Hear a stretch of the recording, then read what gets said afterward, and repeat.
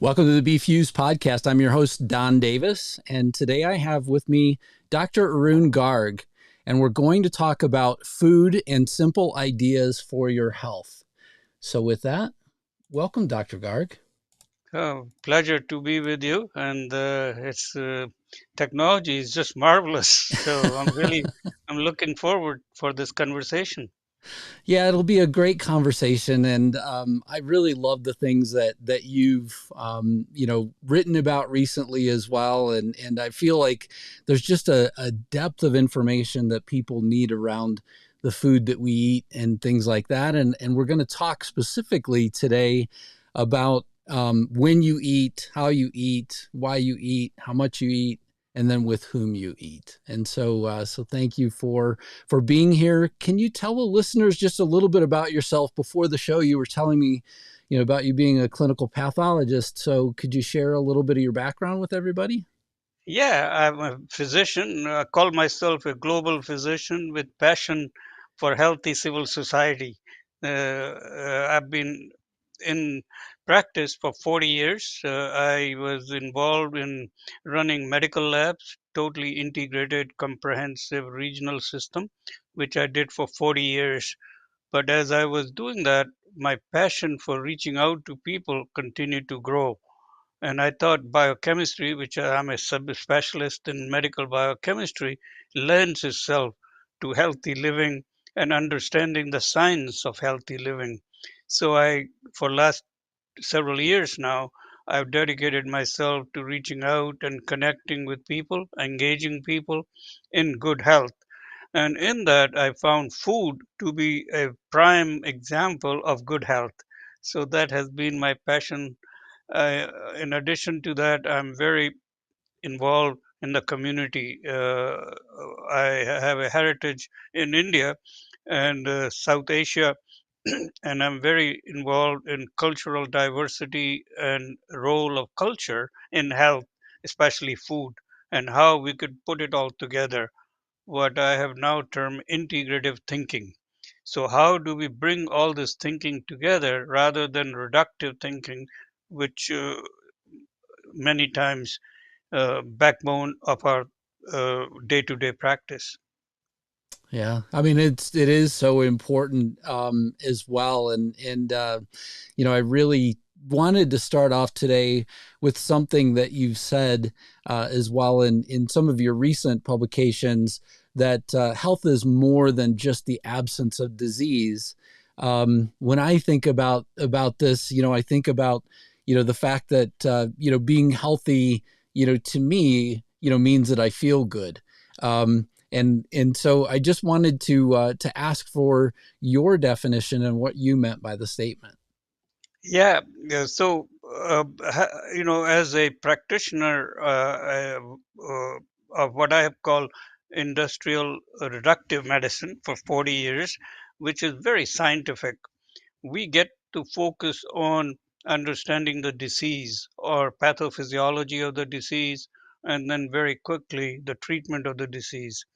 What I found was that there is more to it than just the physical body of disease. So there is mind and then there is body. Body is the physical body, but mind plays a huge role.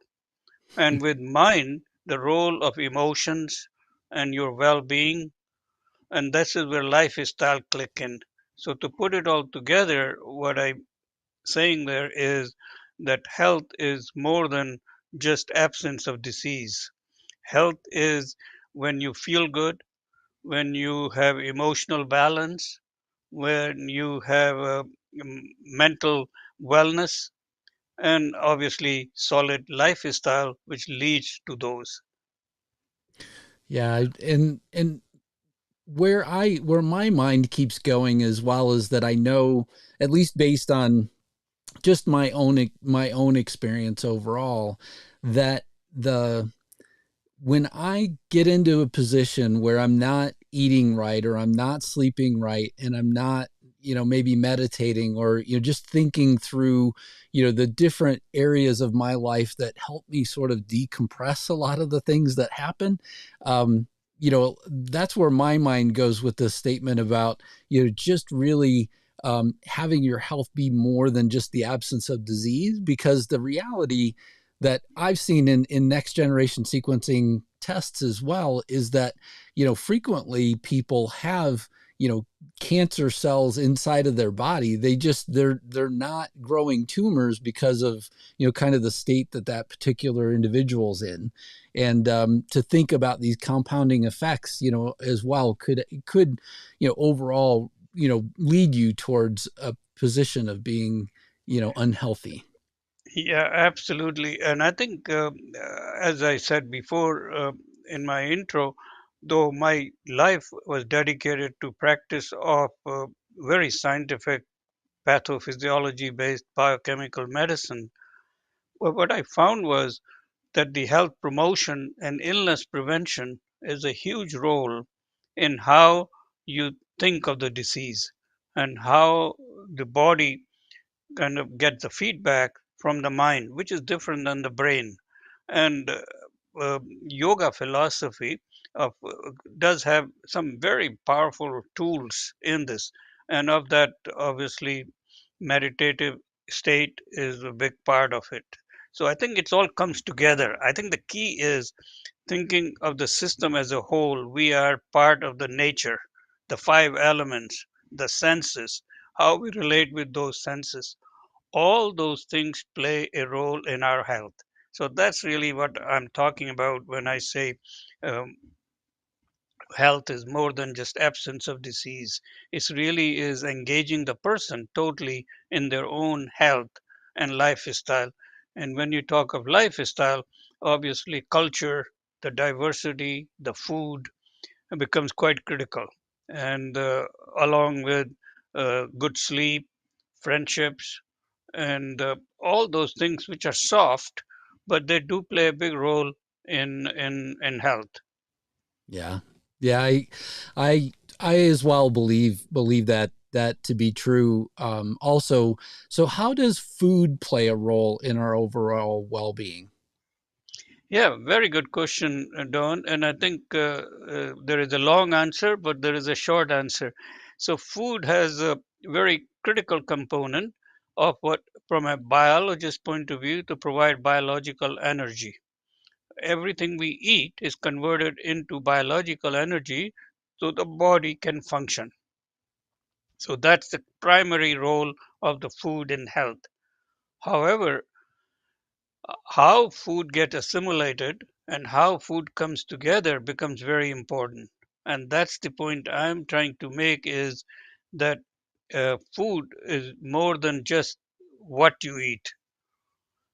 The issues around how you assimilate this food becomes very important. And from a biochemical point of view, depending on how the combination of the food and how food gets intermixed in the metabolic pathways, we become part of chronic inflammation. And I think that's the key word. So I think your question was how food plays a role in health. So beside biological energy, I think the food, especially the lifestyle related to food, plays a role in chronic diseases or chronic inflammation. And how we could reduce that chronic inflammation, I think, is the key. And we will have some very specific examples, but one key example I always use is glucose or sugars. So, depending on how much sugar you eat, that could be very inflammatory in terms of how it affects, how it gets absorbed rapidly, how the proteins get inflamed. So I think that's what I'm really bringing out in my conversation is that food is some of how you eat, when you eat, why you eat, and with whom you eat, and how much you eat, along with what you eat. Everybody talks about what you eat, and we could talk about that quite important component, but that is less important than than the other components. Yeah. Well, I'm going to circle back. I'm going to circle back to the when you eat, how you eat, why you eat, how much you eat, and with whom you eat in just a moment. But before we do that, the one question I had for you was on Your thoughts regarding eating highly processed food, because it ties very closely to the last one, as well as having food play a key role in your overall well being. So, what are your thoughts in terms of eating highly processed foods? Yeah, I think the key there is highly. The key word there is highly processed. Unfortunately, we are living in the world which is very interdependent. So to say that we could go back and just be self-contained in a little world, I'm sure it's possible for some people, but it's really not economic. So I am not of the mind that you have to turn the clock totally back from processing, but it's the highly processed which is of importance here. And in processing, also the ingredient used for preservatives and for keeping food going bad and those kind of things need to be watched. So I think processed food, as much as possible, we should eat fresh fruits. As much as possible, we should cook from fresh ingredients, and as much as possible, we should have food which is cooked yourself. But I fully appreciate that in an industrial society, sometimes it's very hard. So I think we should not be overwhelmed, but I think we should be aware of it. Yeah. And I think the preservatives which are used in the processed food sometimes um, could be of great importance, and additives. So preservatives and additives are a big problem. As much as possible, we should go for fresh, early prepared food, but within balance. Yeah, I think I had this conversation before with Dr. Marotta as well, that he was saying something like there should be no more than 20 grams of like lunch meat, that you eat, processed meat. And so, I mean, it was just shocking that he had said that, because I started to try and think or piece together, like, how much would that actually be? And my best estimate is about a slice, one slice Yeah, of lunch meat, which is not something I've done since I was in grade school. So it was kind of a challenge for me overall to mentally think through that hey, lunch yeah. meat should not be a part of your diet. So I think it's the key here is first is awareness. mm-hmm. That be aware what you're sometimes people just eat without even knowing what's in it, right? So I think become a informed consumer is quite important there, and then the balance in terms of processed food and the uh, less preservatives and additives, the better. Yeah.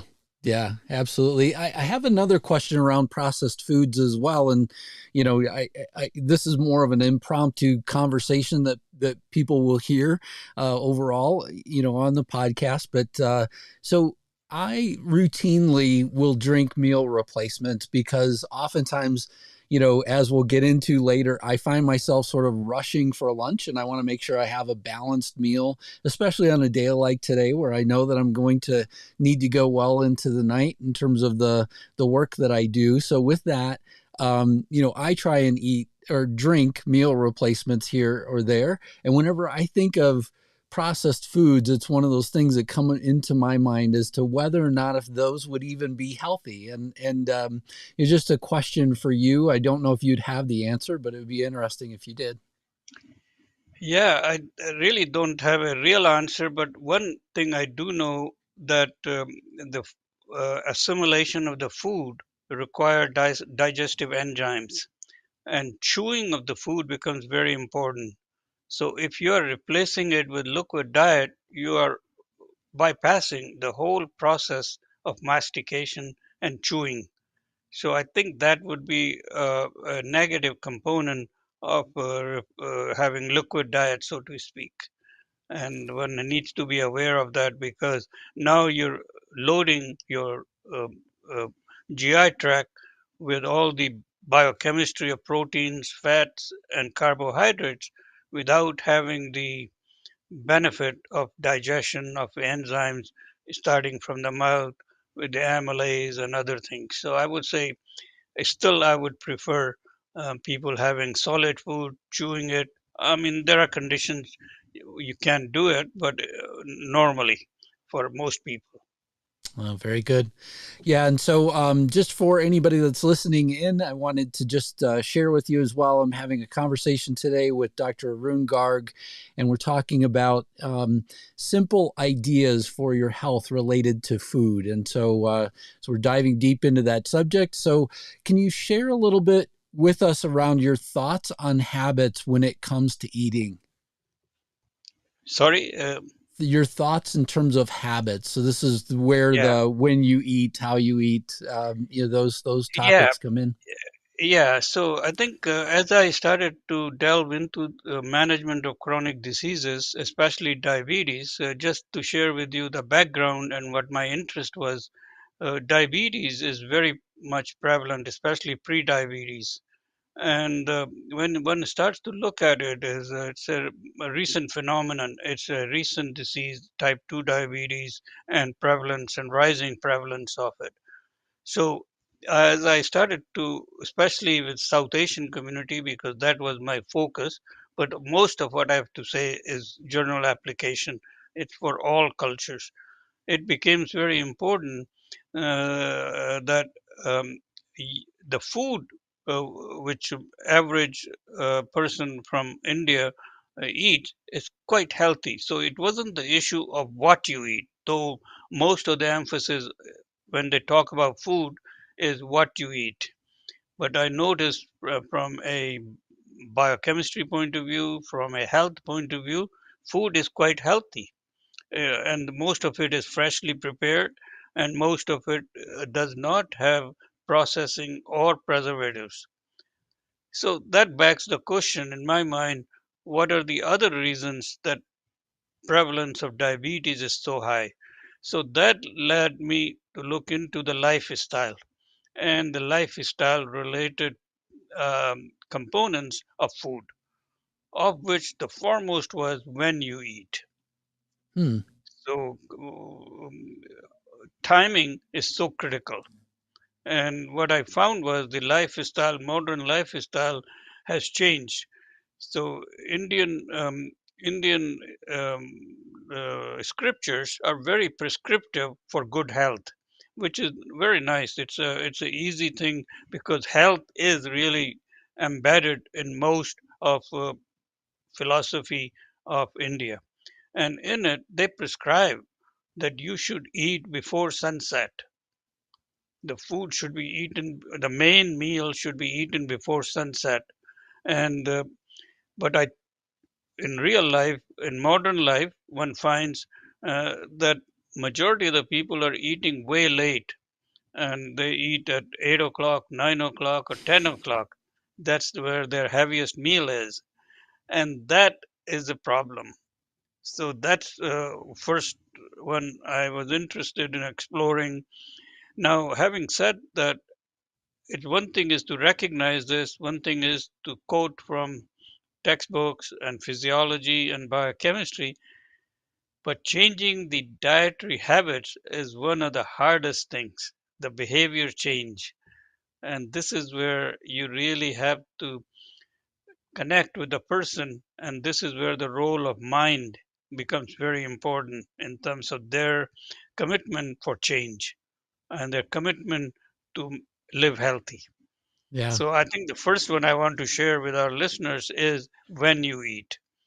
So generally speaking, the last meal should be as early in the evening as possible, so you have ample time for good digestion and a good sleep during the night. And that makes a huge role in terms of how all the proteins and carbohydrates and fats are absorbed, assimilated, and converted into biological energy or storage energy. So you want to have all that time for that to happen. An imbalance of that is a recipe for instigation or start of chronic inflammation. So the science of it is really is avoiding any of those things which leads to chronic inflammation. And in the context of diabetes, the insulin resistance is of paramount importance, and that is now linked to some of these dietary habits and inflammatory proteins. So I think there is a science which is still emerging. It's still work in progress. I notice in the context of diabetes, a lot of people doing fair amount of work about reversal of diabetes based on lifestyle and food, and some of it is what I'm sharing with you.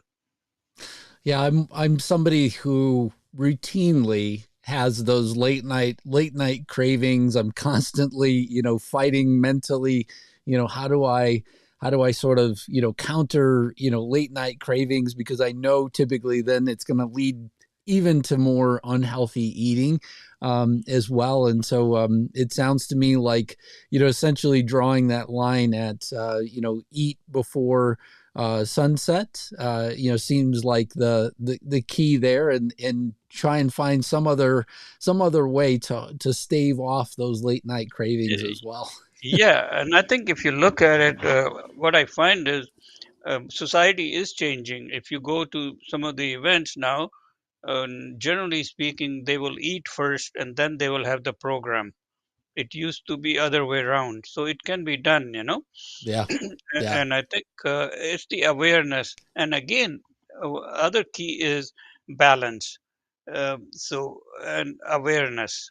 So it's not absolute. I've been in this conversation enough years now that taking a very draconian, one-sided view really does not bring the behavior change.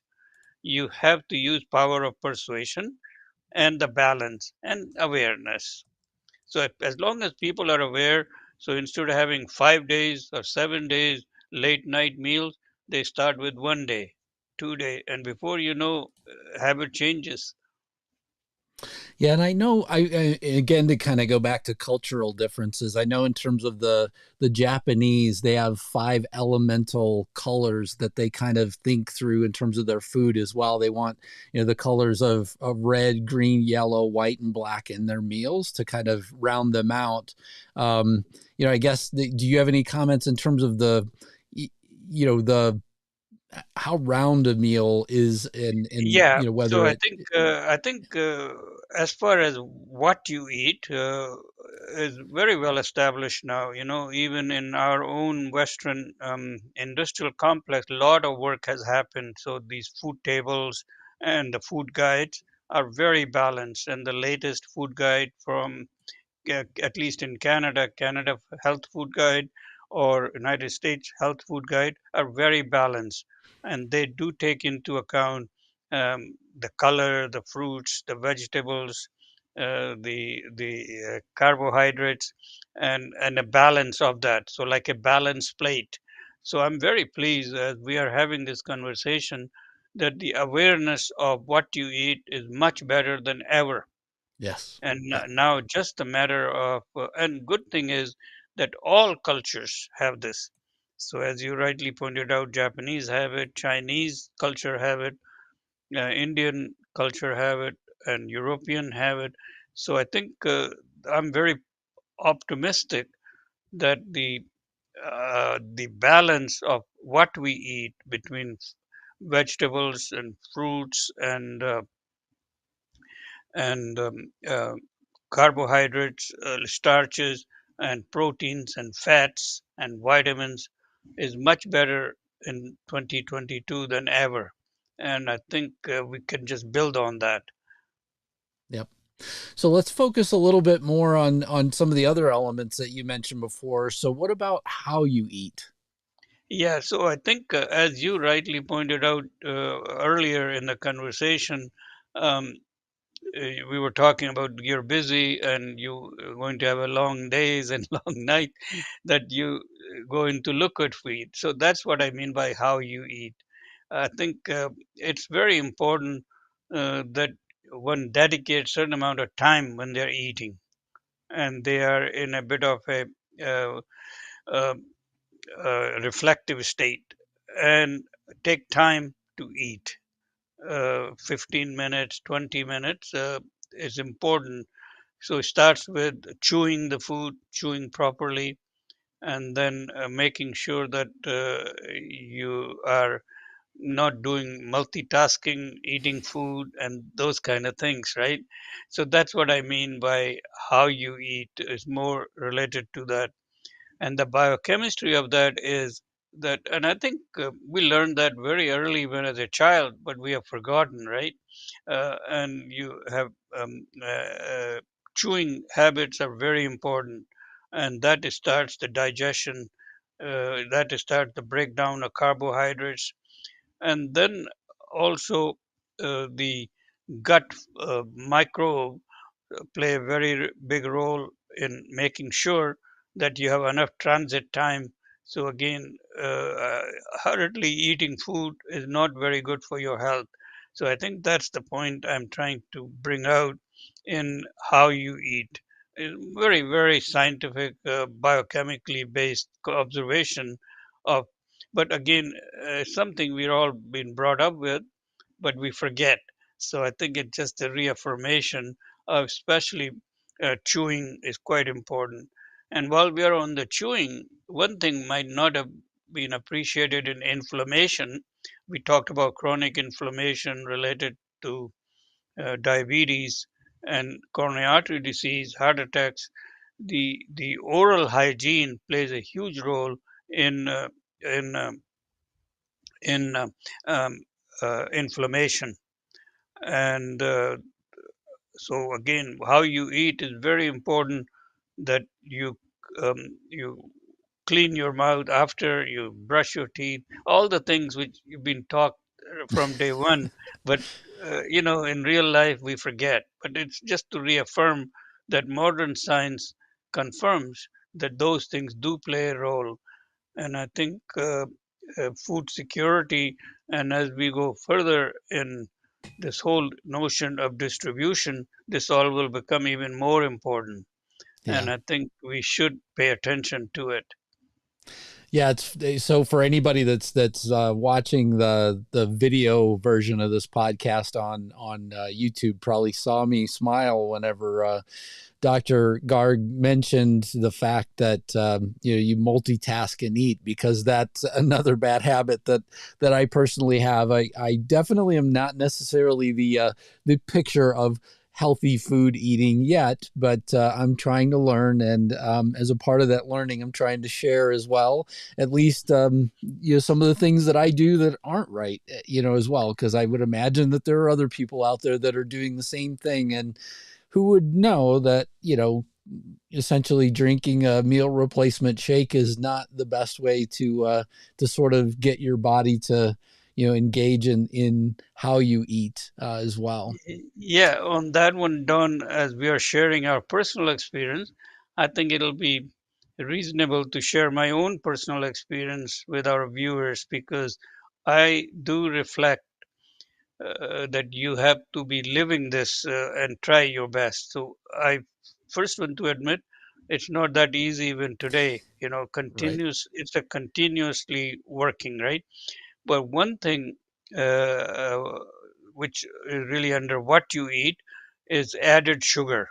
Mm. And added sugar is like adding sugar to your drinks and to your coffee and tea. And that simple observation and awareness goes long ways in terms of lowering the predisposition for diabetes or pre-diabetic. And in my own case, some 40 years ago, I became kind of aware that I was drinking too much coffee. And not only I was drinking coffee, but I was adding sugar to it. And that simple thing I tried to change, which took some time to do. And I'm glad I did, because that avoided me becoming diabetic for at least 40 years. So, at least based on personal experience, I can share it does work and it is helpful. And those are the simple things, as we said, what we're talking about is very simple. But these simple things are hard to do, and but done do have some very positive outcomes. If you could delay onset of diabetes for 10 years, that's a huge quality of life. For sure. And amount of added sugar plays a huge role in that. So awareness of that goes long ways. Yeah, absolutely. And so how do how do things like food additives affect us? I think, well, additives, the origin of food additives is essentially for preservatives. Most of these were preservatives because of the transport and mass production. So I think that was important. And some of the food additives uh, are essentially biochemical compounds, and they could be quite harmful. So in our context, one of the food additive is like artificial sweeteners, substitute for sugar, because people became aware that adding regular white sugar might not be good for you, so that maybe we could substitute with non-sugar items. Now, evidence is coming over and over again that these very simple biochemicals, which are sweeteners, are quite cumbersome in their own right. Some of them have properties which affect your mind. Some of them are even carcinogenic. Some of them are not very good for your health. So the best thing is to avoid them. Many times we don't fully understand the full nature of the impact of these additives, and and sometimes you can't help it. So again, uh, my message is be aware of them and be in balance. So I think out of 3 meals, if your one meal is fast food, so be it, but others are not, right? And try to get as much vegetables and fresh fruits, and that will go a long ways in overcoming some of this additive uh, impact. Yeah, and in terms of impact, I mean, overall, we're talking about changing the flora in your gut, and essentially, changing the overall balance that your body naturally has. In terms of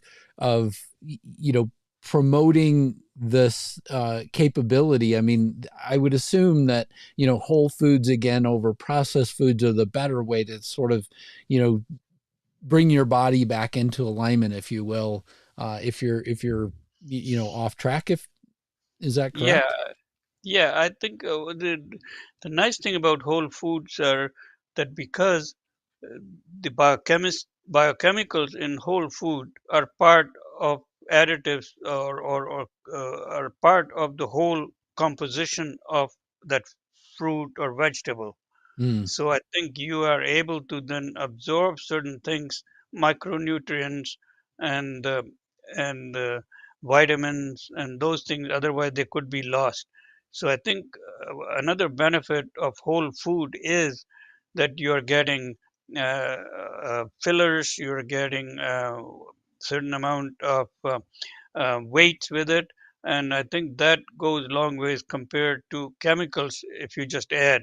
And that's what, like, simple sugar is pure glucose and fructose, sucrose, right? Whereas when you eat that sugar in fruits, you're getting with this um, fiber, you're getting with it other nutrients, and the sugar is not in the form of sucrose. There is sucrose, but the sucrose is complex with other chemicals. So the absorption is different. And this is where microtomes come, and how the bacteria in the body then look at that and develops a symbiotic relationship, which is then disturbed if you just replace all that with simple chemicals. So I think that's something to keep in mind. Such an important statement, overall, that we think that if you just remove the sugar from the thing, whatever the thing might be, that it comes with the same benefits. But in reality, it makes mental sense to me too that You know, the fruits and vegetables come with natural things that grew with the fruit. So if you just extract the sugar, you're actually kind of defeating the purpose of the rest of the overall, item that you are going to eat as well. Yeah, I think that's very well said. I think that's something um, um, in our society, industrial society. Obviously, we have made a lot of progress in the pharmacology and the drug therapy, and most of the drugs, as you know, have come from the nature. So I get it, and I practiced it. So it's important. But when it comes to food, I think it's equally important that we don't lose sight of total composition of what we are eating. A very good example for me is mango. As you know, mango is very sweet. Yes. Most of that sugar is not pure sucrose. It's it's complex carbohydrates intertwined with other nutrients and the flavor and the micronutrients. So I think that is important piece of eating. Yeah, absolutely. And then I'm up to my last question here for you, and then I'll close things out. So I wanted to relate a little bit of a personal story because I think for anybody that's listening to this, it might help things kind of solidify in your mind. So years ago, I used to run marathons. I used to actively run the 26.2 miles. In addition to that, I also ran a lot of half marathons. I enjoyed them immensely. Um, and I remember going to my doctor for a physical during this period of time. And she said, your cholesterol is astronomically high, and you have to be put on something to lower your cholesterol. And so I unfortunately had to take this medicine. I am now much more what I would say unhealthy at this point in my life. Yet my cholesterol is in perfect alignment without a drug. There's no statin or anything like that anymore that I have to take. And yeah, it's just an absolute amazing thing to me that is what happened. So here's the question I have for you: how does what we eat impact things like cholesterol? Yeah, I think, well, cholesterol is a very good example. Um, uh, Most of the cholesterol is made in body itself too. So when you have high cholesterol, it's how other fats is getting metabolized, and and very little what you eat really increase or decrease your cholesterol. It's the metabolic activity you have which controls cholesterol. That's why now the modern hypothesis on cholesterol and drugs is come long ways. 20, 30 years ago, the general statement was, yeah, your cholesterol is high, you go on statins. Now doctors are saying, well, let's look at it, what else is happening. If you don't have other inflammatory diseases, if you don't have other secondary diseases, maybe we should, that having a high cholesterol is not the real culprit. Is the state of how cholesterol gets metabolized is the culprit. So I think our understanding is getting better in terms of food and the circulating cholesterol. Uh, Again, balance is important. If you're eating so much um, uh, uh, cholesterol, saturated fats, uh, uh, meat, and those things, that's a different story. But when you eat in balance, the diet plays a minimal role in your circulating cholesterol. What it does play is the state of cholesterol, or what we call oxidative cholesterol, which plays a role. So I think that's what we need to watch, is what happens to cholesterol after it gets into the cell, and whether it's in the inflammatory state or regular. So I think it's a complex equation of how cholesterol causes atherosclerosis, how cholesterol causes the vascular diseases. But I think in terms of food, I would go back to is the balance. A balanced meal which is rich in fruits and vegetables and has certain components of fat. You have to have fat because uh, body does need that for biological energy, but in a balance, I think is reasonable and does not affect your cholesterol. Wow. Yeah, I mean, so amazing, and I really do appreciate the conversation that we got to have today, overall about food and the simple ideas for your health. Thank you, Arun Garg, uh, Dr. Arun Garg, for being here. I greatly appreciate your time and for sharing with us just so much. Thank you very much. Pleasure is mine. As I said, these are just simple ideas. An idea really is balance and awareness, and that goes long ways in having this conversation. Thank you again for the opportunity. Yeah, thank you. So, for anybody that wants to learn more, please go to www.projecthealthyhuman.ca.